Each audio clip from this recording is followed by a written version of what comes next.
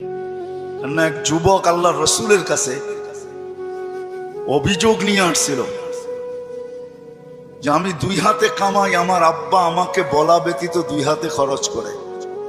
আপনি যদি বাবাকে একটু বলে দিতেন। আল্লাহ রসুল সাল্লাল্লাহু আলাইহি ওয়াসাল্লাম লোক পাঠাইছেন যে যাও এর বাবাকে ডেকে নিয়ে আসো। তো যে ডাকতে আসছে তো বলছে আল্লাহ রসুল তোমাকে ডাকে। বলছে এই অবেলা? বলছে তা তো বলতে পারবো না। বলছে আল্লাহ রসুলের কাছে কে আছে? বলছে কাউকে তো দেখি নাই, কিন্তু তোমার ছেলে বসা ছিল। তো বাপ যখন বাড়ির থেকে বাহির হইতেছেন তো বাপ বুঝা ফেলছেন কেন ডাকে অবেলা। ছেলে যখন বসা তো মনে মনে কবিতা আবৃত্তি করতেছিলেন, মনে মনে। না জিহ্বা হেলতে ছিল না ঠোঁট নড়তে ছিল। তো জিবরিল আলাইহিস সালাম আয়েশা বইলা দিয়া গেছে যে আসতেছে, কিন্তু মনে মনে কবিতা পড়তে পড়তে। আল্লাহ বলছে সালাম দিবে, জবাব দিয়া কবিতা গুলা শুনা নিতে। তো বাবা যখন সালাম দিয়া ঢুকছেন তো আল্লাহ রসুল বলছে কবিতা শোনাও। তো সাহাবী রসুল বলতেছিল মান আখবারাক, আপনাকে কে খবর দিল?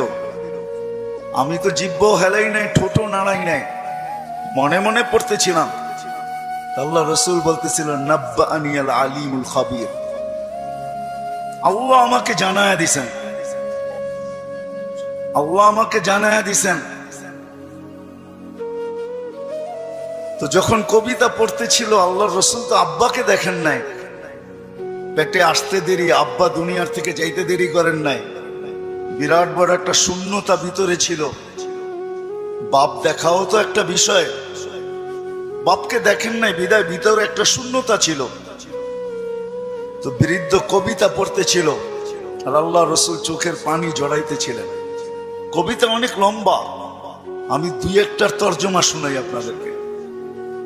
বৃদ্ধ বলতেছিল মনে বড় আশা ছিল, একা আছি, দুইজন কবে হব? হয়ে গেলাম দুইজন। তো দুজনেরই আশা জাগলো যে আমাদের কুল ভরবে কবে। আল্লাহ কোলো ভরা দিল যেদিন তুমি আসলে। তো দুইজনই ভাবলাম যে আমাদের আর বাঁচার দরকার নাই, এখন বাঁচবো তো সন্তানের জন্যই বাঁচবো।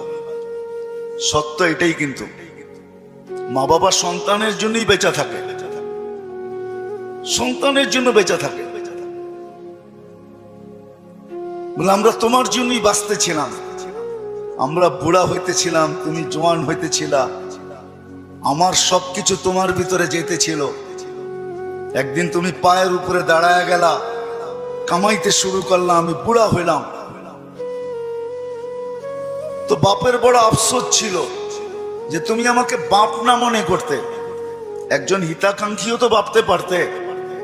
তুমি আজকে আল্লাহ রসুলের কাছে আমার বিরুদ্ধে অভিযোগ দিলে। আল্লাহ রসুল পুরা কবিতা শোনার পরে যুবকের কলার ধরে বলতেছিল কুম ওঠ, আনতা ওয়া মালুকা লি আবিকা, তুমি আর তোমার মাল তোমার বাপের, বাপের বিরুদ্ধে অভিযোগ। তো আমার প্রশ্ন যেটা ছিল যে দিন আমাদের জন্য কেন? আজকে যদিও আমরা ভাবি না, চিন্তা করি না যে দিন আল্লাহ আমাকে কেন দিলেন, দিনের পরিবেশ আমার জন্য কেন প্রয়োজন, কেন প্রয়োজন? সত্য এটাই, আপনি মানেন আর না মানেন, বোঝেন আর না বোঝেন, এটা কিন্তু আল্লাহর তৈরি, আল্লাহ তৈরি করছেন। কে তৈরি করছেন? এটা কার তৈরি করা? এটাও তো একটা মেশিন, মানব নামের মেশিন, ঠিক না? না মেশিন না? মেশিন তো। এটা যতগুলা কাজ একসাথে করতে পারে, দুনিয়ার কোনো মেশিন মনে হয় এতগুলা কাজ একসাথে করতে পারে না, ঠিক না? এটাও তো মেশিন, এটার আল্লাহর অস্তিত্ব দেওয়া মেশিন। একটা ছোট প্রশ্ন আপনাদের কাছে আমার, সমস্ত মেশিন চালানোর জন্য যদি রীতিনীতি থাকতে পারে, তাহলে এই মেশিনটা চালানোর জন্য কি কোনো রীতিনীতি নাই? ওটা কার পক্ষ থেকে নির্ধারিত হবে? মেশিন যে তৈরি করে তার পক্ষ থেকে নির্ধারিত হয়, ঠিক না? আপনি স্বীকার না করতে পারেন, কিন্তু আমার কথা লেখা রাখেন, আপনি আর আমি জমিনে আসছি সাদা কাগজে সিগনেচার দিয়া। আমি কোরআন দিব আপনাকে, সাদা কাগজে শুধু সিগনেচার দিই না, সাথে সাথে ফিঙ্গারও দিয়ে আসছি, ফিঙ্গার। নাইলে কোরআন এই কথা চিৎকার দিয়ে কোনোদিন বলতো না, আলাস্তু বিরাব্বিকুম ক্বালু বালা। আল্লাহ জিজ্ঞাসা করছিলেন আমি কি রব নই? আমরা সিগনেচার দিয়ে আসছি সাদা কাগজে, আপনি আমাদের রব। আজকে যদিও নাকি আমরা ভুলে গেছি, সত্য এটাই, সমাজের চতুর্দিকে তাকাইলে দেখা যায় সবকিছু পাওয়ার পরে ভুলছি তো শুধু আল্লাহকে ভুলছি, আর কাউকে ভুলি নাই।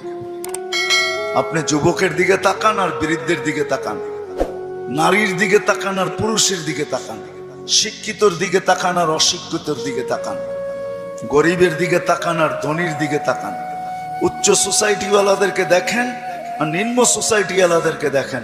সবার দিকে তাকাইলে একটা কথা সুস্পষ্ট, সবকিছু আল্লাহর থেকে পাওয়ার পরে কিন্তু আমরা ভুলে গেছি আল্লাহকে। সবকিছু পাওয়ার পরে, সত্য তো? হ্যাঁ, যদি প্রমাণ চান আমি দিতে পারি, প্রমাণ চান আমি যুক্তি দিয়ে দিতে পারি। বলেন ডেলি অক্সিজেন নেন কার? কে অক্সিজেন দেয় আমাদেরকে? হ্যাঁ মানেন?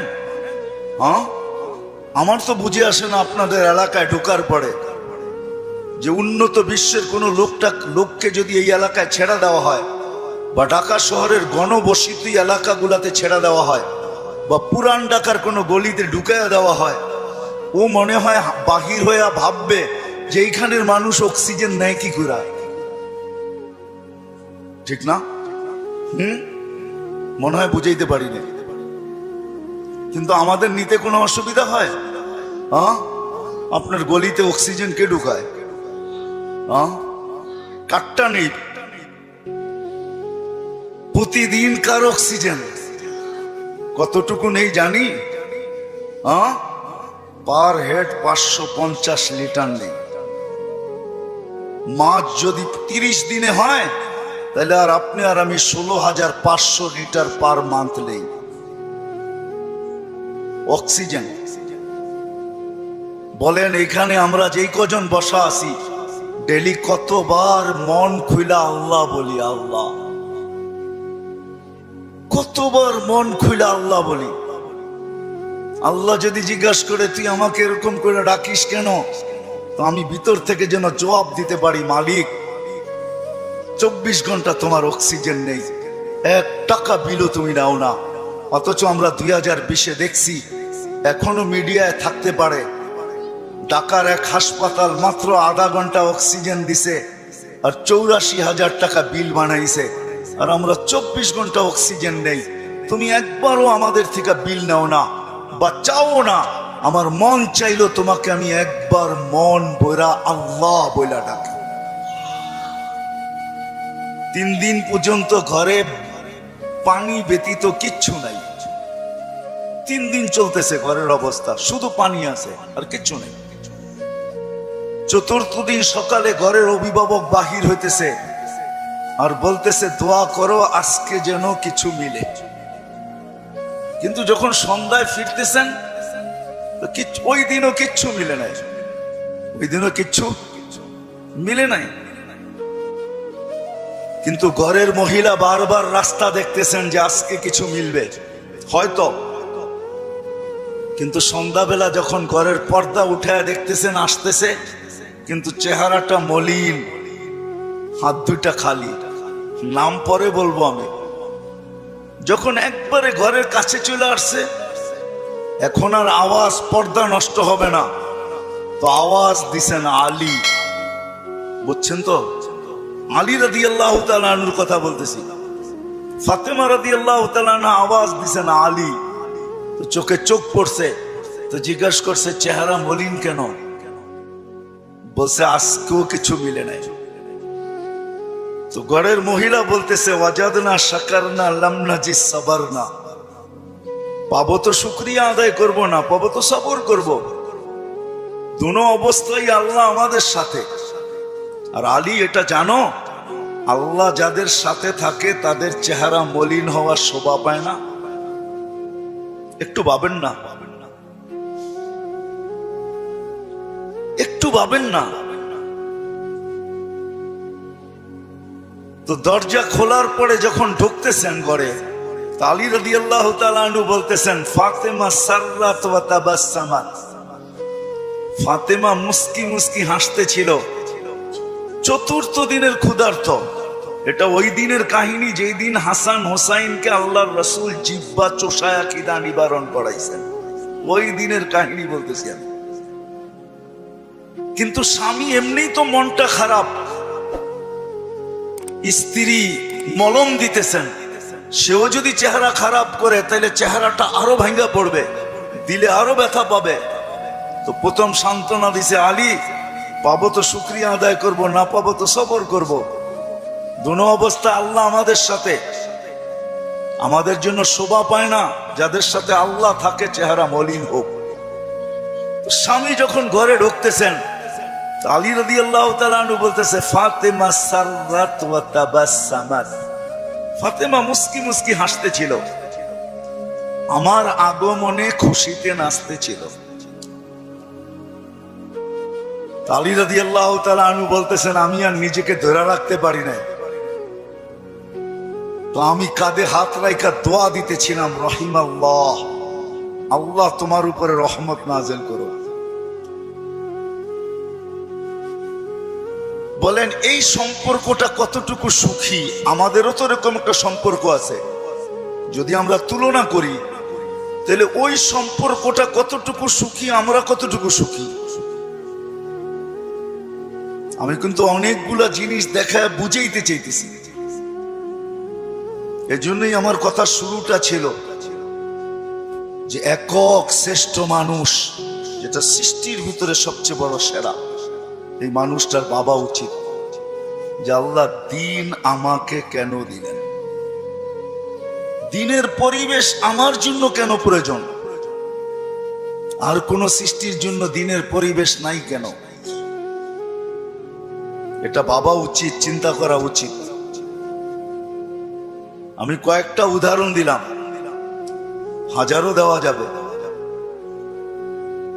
অথচ মুসা আলাইহিস সালাম আল্লাহকে জিজ্ঞাসা করছেন, আমার জান্নাতের বন্ধুকে? তা আল্লাহ বলে কসাই।